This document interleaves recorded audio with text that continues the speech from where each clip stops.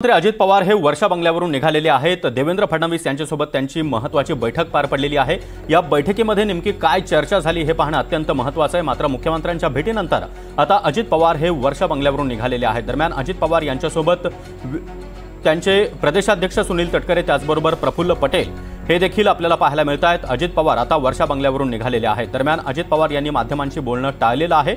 दरम्यान अजित पवार आणि मुख्यमंत्री देवेंद्र फडणवीस यांच्यामध्ये नेमकी काय चर्चा झाली, जमीन घोटाळा प्रकरणामध्ये आता मुख्यमंत्री फडणवीसांनी कोणते आदेश दिलेत का हे देखील पाहणं महत्त्वाचं असणार आहे। त्यामुळे संध्याकाळी 6 वाजता अजित पवार हे माध्यमांशी बोलण्याची शक्यता आहे। कालच त्यांनी संपूर्ण प्रकरणाची माहिती घेऊन मी उद्या बोलेन असं सांगितलेलं होतं आणि आता दिवसभरामध्ये दुसऱ्यांदा अजित पवार आणि देवेंद्र फडणवीस यांची भेट झालेली आहे।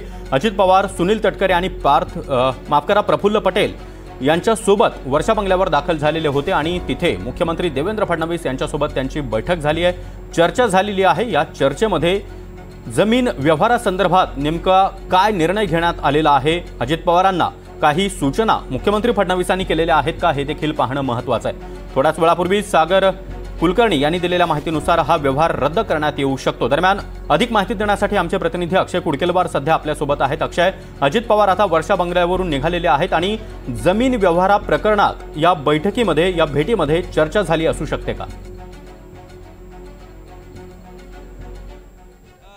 आपण जर बघितलं तर गेल्या 2 दिवसांपासून पार्थ पवार यांनी कोरेगाव पार्क येथील जे 1800 करोड रुपयाची जमीन केवळ 300 करोड रुपयाला घेतली अशा प्रकारचा आरोप केला जातोय आणि याच आरोपासंदर्भात चौकशी समिती देखील स्थापन करण्यात आली होती आणि राष्ट्रवादी काँग्रेस पक्षाला मोठ्या आरोप प्रत्यारोपाला सामोरं जावं लागलं होतं। यासोबतच सरकारची प्रतिमा देखील या प्रकरणामुळे काहीशी खराब होत होती आणि याच विषयावर आता राष्ट्रवादी काँग्रेस पक्षाचे अध्यक्ष शरद पवार असतील, प्रदेशाध्यक्ष सुनील तटकरे, अजित पवार असेल, सुनील तटकरे असेल, त्यासोबतच प्रफुल्ल पटेल या प्रमुख 3ही नेत्यांनी मुख्यमंत्री देवेंद्र फडणवीस यांची भेट घेतलेली आहे। वर्षा या शासकीय निवासस्थानी साधारण आपण जर बघितलं तर जवळपास 1.25 तास ही बैठक चालली या 3ही प्रमुख नेत्यामध्ये आणि आता आपण बघतोय की हे प्रकरण ज्या प्रकारे अंगलट येण्याची शक्यता आहे, या प्रकरणामुळे मोठी बदनामी आणि विशेषतः अशा प्रकारची बदनामी स्थानिक स्वराज्य संस्था निवडणुका तोंडावर असताना या राष्ट्रवादी काँग्रेस पक्षाची होते। यामुळं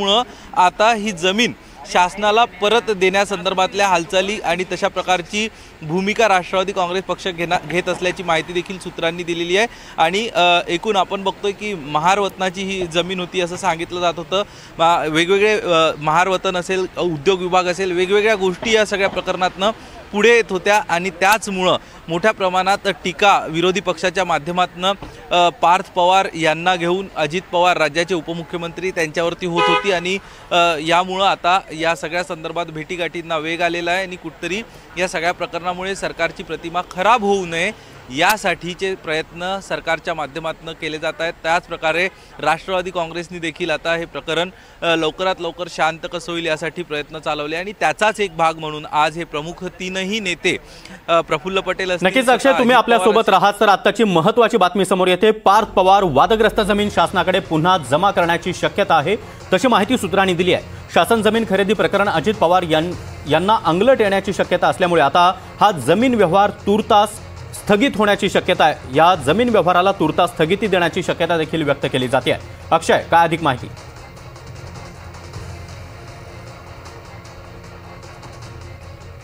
अक्षय, तुम्ही आपल्यासोबत राहात, या संदर्भात अधिक माहिती देत आहेत सागर कुलकर्णी। सागर, पार्थ पवार वादग्रस्त जमीन शासनाकडे पुन्हा परत करण्याची शक्यता वर्तवली जाते। वास्तविकतेत शासनाची जमीन